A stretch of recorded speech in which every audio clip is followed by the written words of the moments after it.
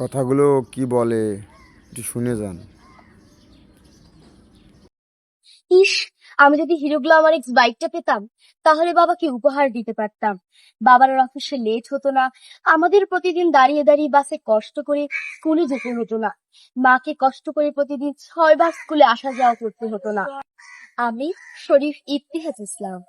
আমি শরীফ মাহাথির ইসলাম। আমরা দুই ভাই BAF শাহিন কলেজ ঢাকার শিক্ষার্থী। আমি ডে শিফটে এবং আমার ভাই মর্নিং শিফটে। তাই আমাদের দুজনকে আনা নেয়া করতে প্রতিদিন 8 বার স্কুলে আসা যাওয়া করতে হয় বাবা মাকে। সকালে ভাইকে স্কুলে দিয়ে বাবার প্রতিদিন অফিসে পৌঁছাতে অনেক দেরি হয়ে যায়। তারপর শুরু হয় মায়ের ডিউটি।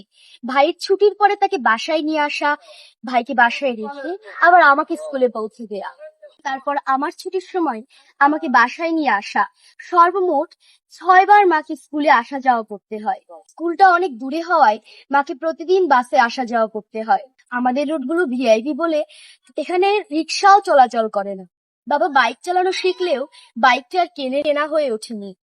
আমি তো অনেক ছোট, বাবাকে তো আর বাইক কিনে দিতে পারবো না।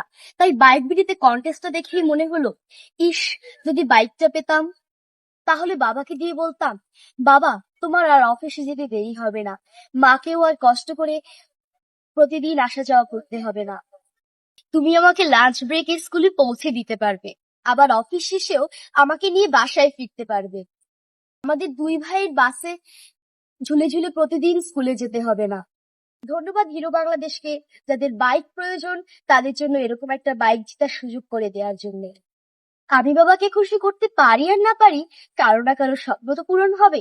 হিরোর দেশ বাংলাদেশ।